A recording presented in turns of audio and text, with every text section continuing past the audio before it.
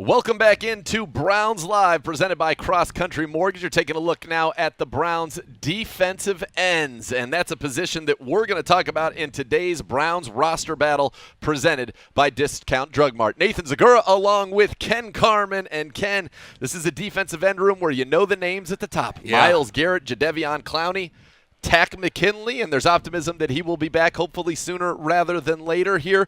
Those top three, all first-round picks, a lot of pedigree. Behind that, you have a lot of opportunity for guys like Porter Gustin, Joe Jackson, Cameron Malveaux, Curtis Weaver, and Romeo McKnight. We know who the stars are. We know who's on the roster. You got three guys. They're going to be on the roster, assuming that Takk McKinley gets back here as he deals with his personal issues, and we hope that obviously that happens sooner rather than later. But behind that, Porter Gustin, a guy that was here all year last year, and then you've got some young guys, Malveaux, Weaver, McKnight. What did you see from these guys down in Jacksonville? Did anybody jump out to you, Ken? I thought Porter Gustin actually did. I thought that he kind of took this personally as a personal challenge to make this 53-man roster. You know, you go back to where it was last year against Cincinnati, and he kind of had this breakthrough game where he did so well against the Bengals. Well, the Bengals weren't that good of a football team and probably still shouldn't be that great this year, especially across their offensive line. I thought he took advantage of something last year against Cincinnati. And then the rest of the season kind of got used to playing in the NFL, kind of got pushed back because, hey, you got Myles Garrett, you got other people that are there. Olivier Vernon had a nice finish to the season. It's a shame what happened with the injury at the end. Sure. But you had other guys that you could rely on. Now this is an opportunity. They went out, they got Takk McKinley out of this training camp right now for personal reasons. And I think Porter Gustin answered the bell back on Saturday with the way that he played. I saw him fighting through.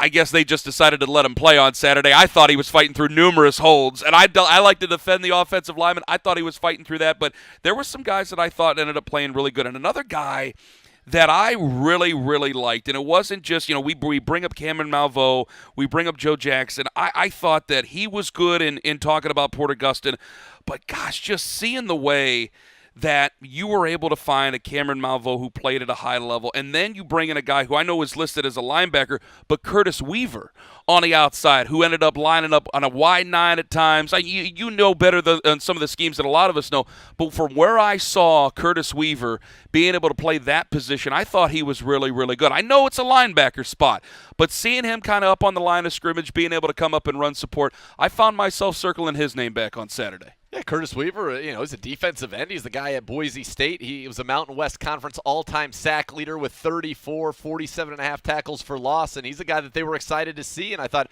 yeah, he did have a nice day. You mentioned Porter Gustin. I talked with defensive line coach Chris Kiffin earlier today, and he said Porter Gustin is the guy that just has no quit in him. On his off days, he'll be in here for 10 hours honing his craft, trying to find an edge, trying to get better. And so that work ethic, that mentality, it's why they trust him. And trust on this coaching staff is a huge thing. I thought that he did a nice job. The guy that played really well to me was Joe Jackson. He had 3 quarterback pressures in that game against the Jags. That led all Browns defensive players, and he's a 280-pound DN, so he's bigger, but he can move. A guy out of the U, had a very nice college career, as you see him there, number 91, and he made a real impression. He was active for a few games early last year. Remember the game against Cincinnati? It was Jackson who fell on that fumble caused by Myles Garrett, where he barely beat Porter Gustin to the quarterback, and they recovered it on the one, and that kind of changed the momentum in that game. But Joe Jackson had a nice game.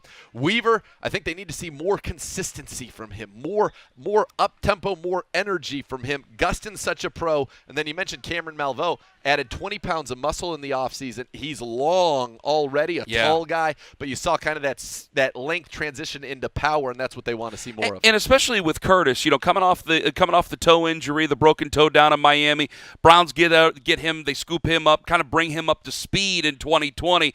And so I wanted to see what he was able to do just the other night. Now, I know that a lot of people saw the Tim Tebow plays, and so that's when at 59 is able to stick out. But again, I watched the television broadcast. I thought you and Joe, Tom McCarthy does a great job, no doubt. But I thought you and Joe did a great job kind of breaking down exactly what this team needs to see out of him, because now you go from where Joe Woods in 2020, and even before this, before Joe Woods got here, it was kind of old Mother Hubbard. You had Myles Garrett up there at the top. You had Denzel Ward there as a starter. This was a thin defense. And now where you look at what this defensive end room is, there are guys here that at the end of the year will start. They might not start for the Cleveland Browns. They will start in this league for one of these teams out here, guys that we saw on Saturday night in the second half. You can guarantee that. Yeah, that's especially true with the defensive tackle position. So that's our look at the defensive ends, a group that, look, when we're at full strength, when you've got Miles and Clowney and Takk McKinley out there, you think it is elite. That's an elite top three. And so the real battle is who's number 4 and who can get some situational pass rushing snaps. And I'd say right now, handicapping it, Porter Gustin, because of that experience, the reliability, probably in the lead. But don't count out Joe Jackson, Malveaux, and your guy there that you mentioned, Curtis Weaver, as they all try to make an impression and a push here in the last couple of days, especially with these joint practices coming up against the Giants.